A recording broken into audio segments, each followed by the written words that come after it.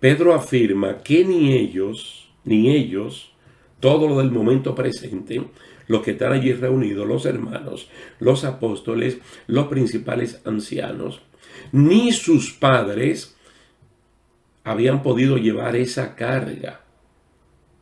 Habían podido llevar esa carga que ahora los cristianos judaizantes quieren imponerle a los gentiles. Una carga.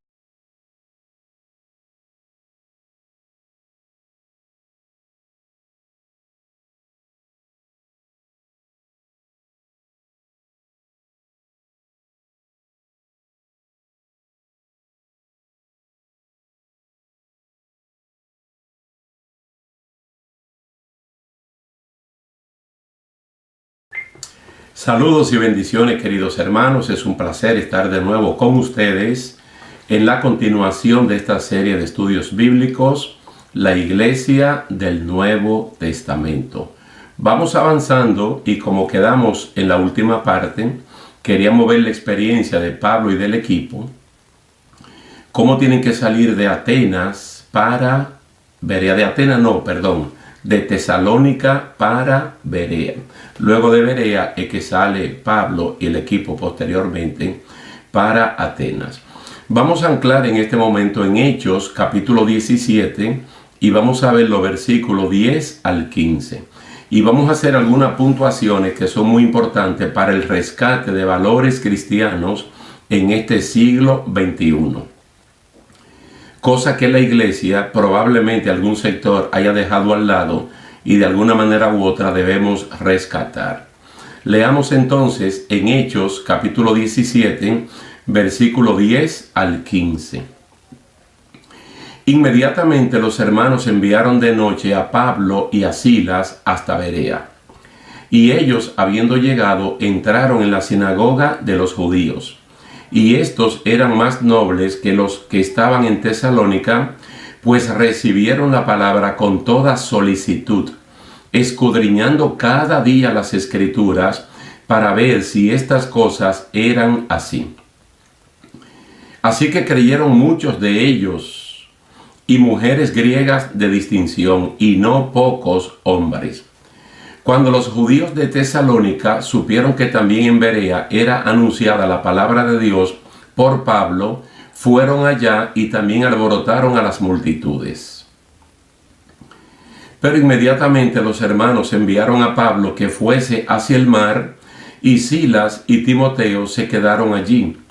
Y los que se habían encargado de conducir a Pablo le llevaron a Atenas, y habiendo recibido orden para Silas y Timoteo de que viniesen a él lo más pronto que pudiesen, salieron. Noten ustedes, o recordemos que en todos los casos, en los últimos casos que hemos visto, Pablo y su equipo siguen con el plan de ir primero a la sinagoga judía para iniciar la predicación del evangelio con el énfasis puesto en Jesús como Mesías sufriente y victorioso. Quiere decir que el papel principal de Pablo y su equipo era demostrar por las Escrituras que Jesús de Nazaret era el Mesías prometido que había llegado y que un sector grande de la nación judía lo había rechazado. Lucas, que es el escritor de este libro, el libro de los Hechos, habla de la nobleza en la recepción de la palabra de Dios por parte de los judíos de Berea, quienes escudriñaban día a día para ver si lo que Pablo decía era así. Ellos tenían la bendición de poder escudriñar las Escrituras, probablemente ahí, en la biblioteca o en el área de lectura de la sinagoga, donde regularmente se podía conseguir rollos del Antiguo Testamento o este completito. Entonces escudriñaban día a día para ver si lo que Pablo le estaba enseñando era así. Es la primera anotación que debemos tomar los creyentes de este tiempo cuando alguien está predicando la palabra o cuando alguien está enseñando la palabra, sea de manera presencial en el púlpito de la iglesia donde nos congregamos o cuando de manera virtual o ya sea en video estamos escuchando algo que a veces lo oímos no lo procesamos, no le prestamos atención, no lo pasamos por la palabra del Señor y lo damos como bueno y válido. Y a veces lo que estamos es haciendo propaganda de cosas que no son ni siquiera bíblicas. Entonces ellos estaban chequeando que lo que Pablo estaba enseñando era de acuerdo a la palabra. Y esa es la forma que debemos rescatar en las iglesias del día de hoy. En vez de estar desordenando el culto en la parte de la predicación, deberíamos de estar atentos, escuchando y tomando notas de lo que se dice para comprobarlo con la palabra de Dios, la cual es soberana. Fíjense ustedes que Pablo era un hombre que ya en ese momento tenía reputación. Este no es ni siquiera su primer viaje misionero, ya él había recabado grandes experiencias al lado de Bernabé en la iglesia de Antioquía, donde lo vemos como uno de los 5 maestros y profetas que allí son mencionados. Y luego toda la experiencia de su primer viaje misionero.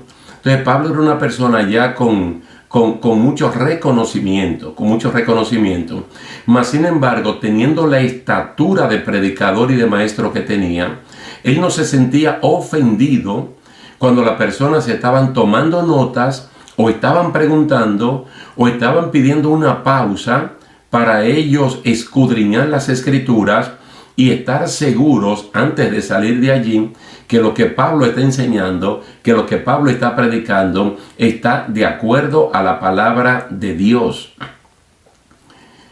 Probablemente algún sector de nuestras iglesias se le olvida que el escritor de este libro, del libro de los Hechos, fue un doctor en medicina, Lucas. Entonces una persona de su nivel es una persona que investiga, una persona que observa, que analiza mediante el método científico y se da cuenta que los judíos de Berea son extraordinarios y son diferentes a los judíos de Tesalónica. Solo por ver, por observar la actitud de ellos en escudriñar la palabra del Señor para ver si lo que el predicador está diciendo es correcto. Usted se imagina que en todas las congregaciones llamadas cristianas evangélicas a nivel mundial todos hagamos lo mismo. No importa la estatura de nuestro pastor, de nuestra pastora, del predicador, del maestro, que uno preste atención, que uno tome nota, aun de cosas que uno las sabe, pero para confirmarla con las escrituras. Lo primero que hay que notar, que fue lo que notó el doctor Lucas como un buen observador, fue que ellos recibieron la palabra con solicitud, es decir, de manera respetuosa, con diligencia, con cuidado. Lucas se asombró ante la forma oficial, abierta, pública, sin cuchicheos, sin rumores, sin diatribas de cómo estos judíos preguntaban. Preguntaban no para avergonzar al predicador, no para avergonzar al maestro, al pastor, a la pastora, a la persona que esté trayendo la palabra, sino que tenían interés en salir de allí completamente convencidos de que lo que se está diciendo tiene sustento en la palabra del Señor. En el día de hoy una persona puede venir a contar un sueño, una revelación, una experiencia, cualquier cosa, mediante las cuales quiera interpretar las Sagradas Escrituras. Entonces quieren modelar otro sistema, otro estilo, y no es así. Es la Biblia que va a evaluar nuestros sueños, nuestras visiones, nuestra experiencia, nuestro todo. Porque ella es soberana. Y la palabra del Señor la podemos ver, como ya hemos mencionado anteriormente, en el Salmo 119, en el gran homenaje a la palabra de Dios, que de 176 versículos, solo 3 no mencionan allí la palabra del Señor. O todo lo que Pablo le dijo a Timoteo en la segunda carta, en el capítulo 3. O lo que escribió el apóstol Pedro acerca de la palabra del Señor, de la palabra profética más segura, la palabra escrita, la palabra del Señor revelada que está allí como fuente, que incluso podemos acudir a ella para consultar, para ver si lo que se está diciendo, si lo que estoy oyendo está de acuerdo a su palabra. Ellos pusieron diligencia al escudriñar las Escrituras cada día para verificar con certeza lo que Pablo decía. ¿Qué le parece si en este momento podemos ir a Esdras capítulo 7 versículo 10? Esdras capítulo 7 versículo 10 y ver el caso de este señor, el mismo Esdras, que es el que escribe el libro que lleva su nombre, quien había decidido estudiar y obedecer la ley del Señor y enseñar sus decretos y ordenanzas al pueblo de Israel. Este hombre se preocupó de tres cosas: de escudriñar, de estudiar y de enseñar la palabra del Señor. Pero ¿cómo va a enseñar algo si él no lo escudriña? ¿Cómo va a enseñar algo si previamente no lo estudia? Entonces estaremos dando una versión muy aérea, muy superficial de lo que el Evangelio realmente dice. Por eso nos ha tocado a nosotros en este siglo XXI revivir episodios del siglo I, 20 siglos por el medio, donde en común tenemos tantas confusiones, tantos predicadores, tantos maestros diciendo lo que le venga en gana, autoinspirándose ellos mismos y diciendo lo que le venga en gana. En el siglo número 1, en el siglo I, entonces circulaban muchos documentos falsificados como que eran palabra de Dios. El evangelio de Mengano, el evangelio de Sutano, el evangelio de Perencejo, el apocalipsis de aquel, el del otro.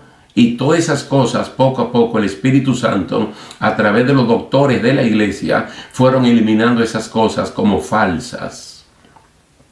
Ahora nos toca a nosotros, y usted parte de ese grupo, para que preste atención con mucho cuidado, para que precisamente tenga cuidado de decir amén a lo que se está diciendo.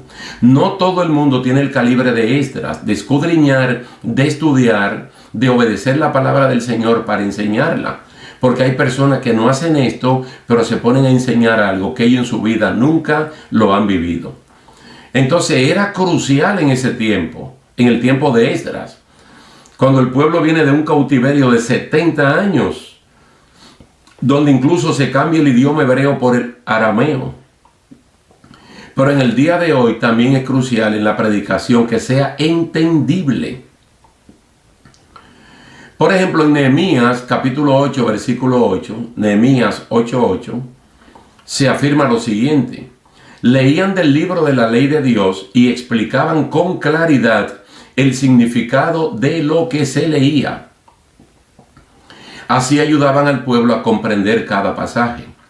Hay un equipo de personas, aunque esto está narrado en el libro de Nehemías, pues son los levitas y sacerdotes y estudiosos, porque en el libro mismo de Nehemías también se cita a Esdras, además del mismo libro que lleva su nombre.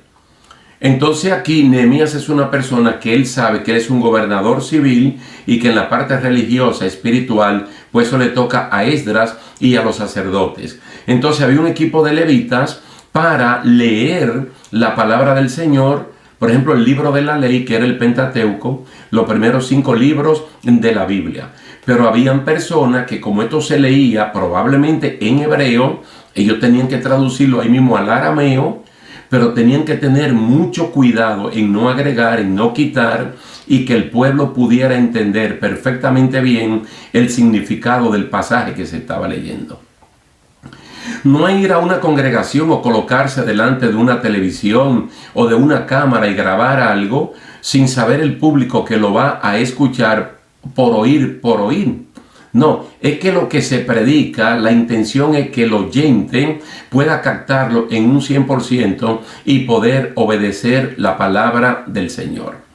El mismo libro de Nehemías, y mire que estoy uniendo a Esdras y a Nehemías con esta porción de la historia de la sinagoga de Berea.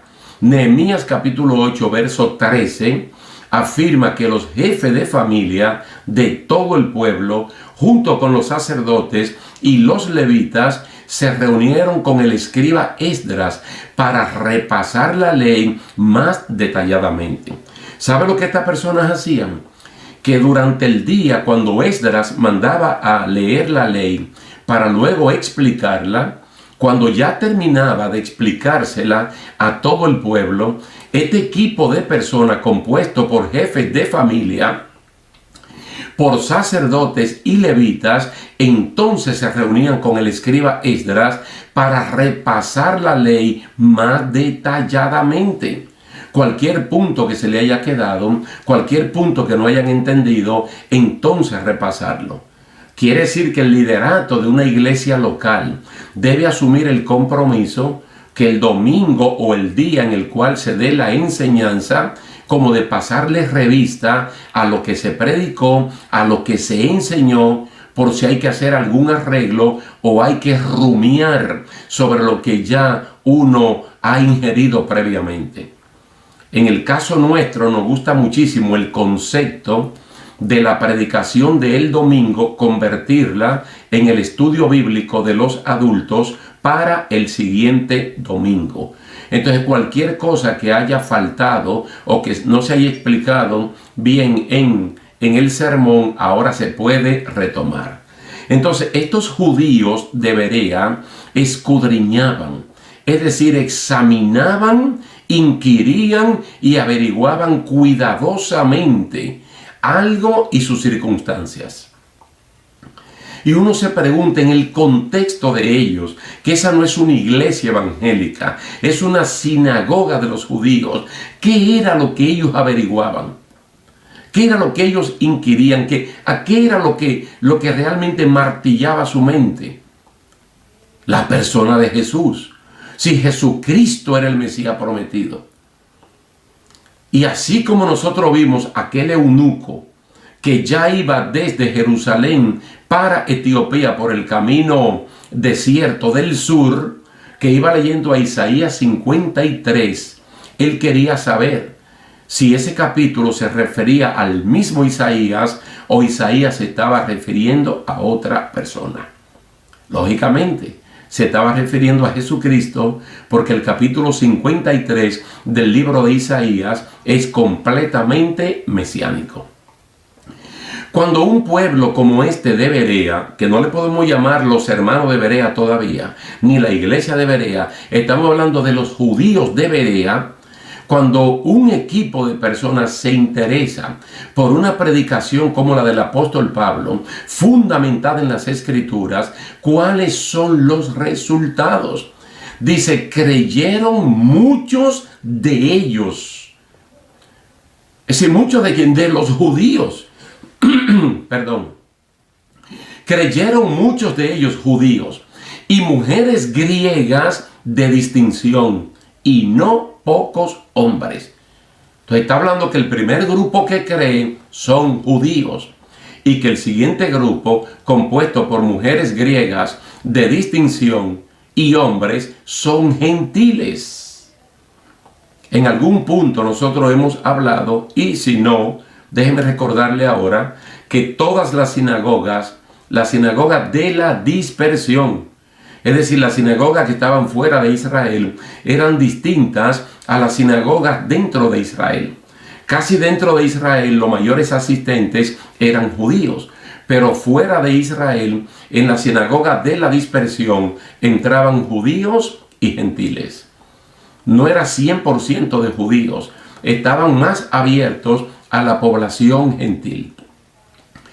Es asombroso, mire, es asombroso cuando uno lee, cuando uno numera, cuando uno calcula que el apóstol Pablo, junto con otros coautores como Silas y Timoteo, Pablo escribió 13 cartas, algunas dirigidas a iglesias y otras de carácter personal, como las 2 cartas a Timoteo, la carta a Tito, la carta a Filemón. Pero es asombroso que no haya una carta a los hermanos de Berea. Oiga lo que dije, ya hermanos de Berea, pues son creyentes.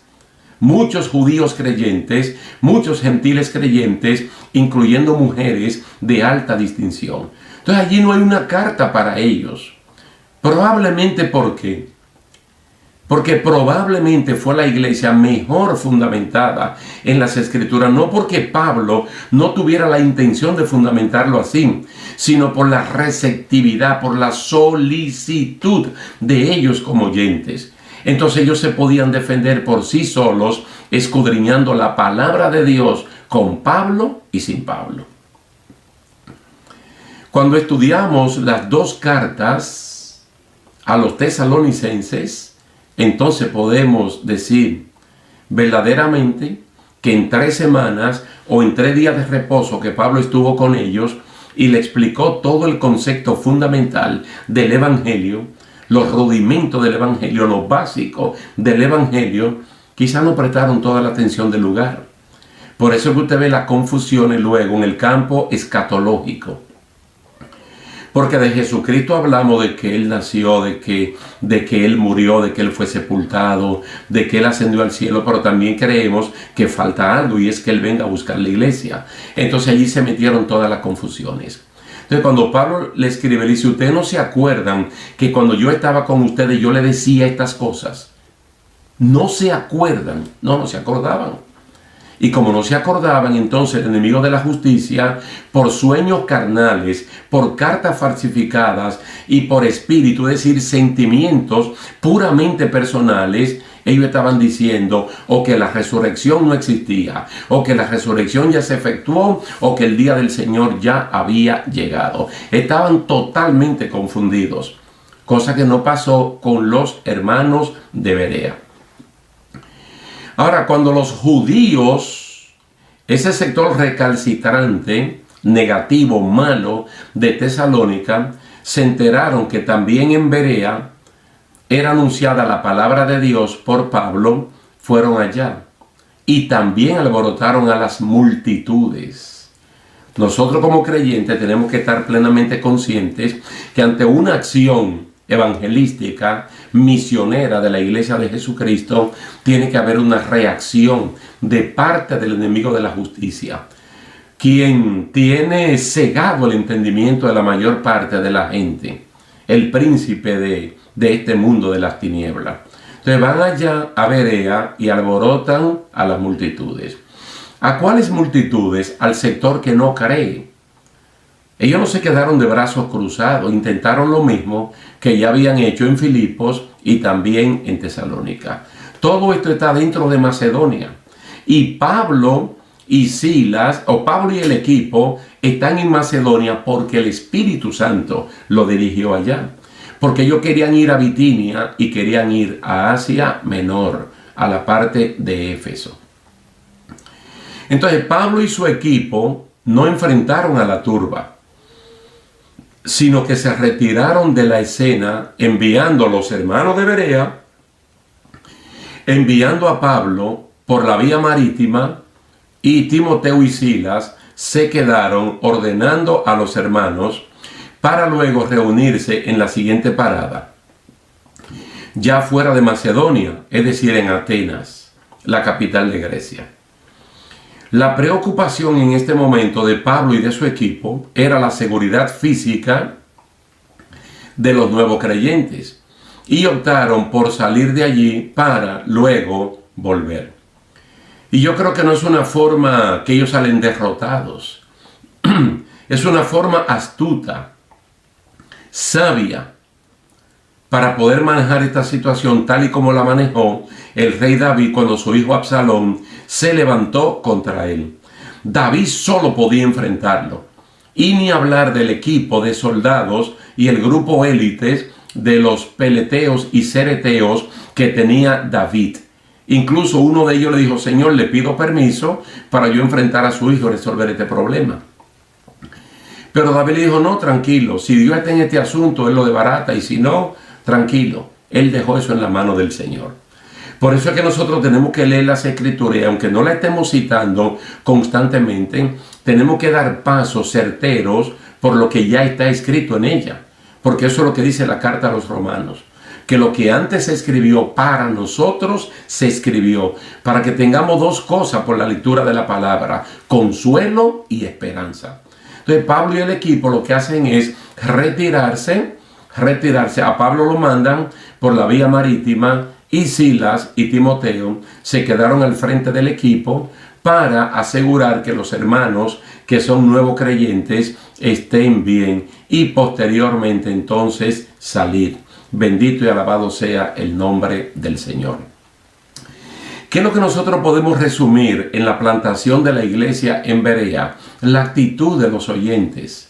Y estamos hablando de personas que no eran cristianos plenamente, eran judíos. Ahora nosotros como cristianos, como conocedores de un Dios que merece reverencia y que su palabra es su revelación especial, deberíamos con más atención escudriñar su palabra.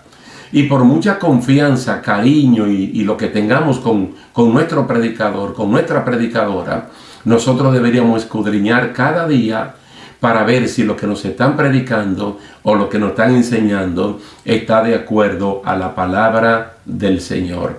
De esta manera nosotros mismos vamos a crecer y con mucha libertad podemos invitar a no creyentes que vayan a la iglesia para que junto con nosotros puedan escuchar la palabra de Dios en la congregación donde nosotros somos miembros, donde nos congregamos, donde tenemos nuestra membresía.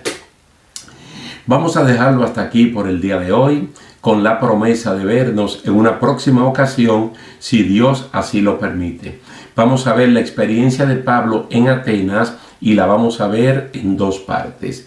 Así es que lo dejamos hasta aquí por el día de hoy, agradeciendo a Dios y a ustedes por la atención prestada. Así que Dios me le bendiga, Dios le guarde y hasta la próxima.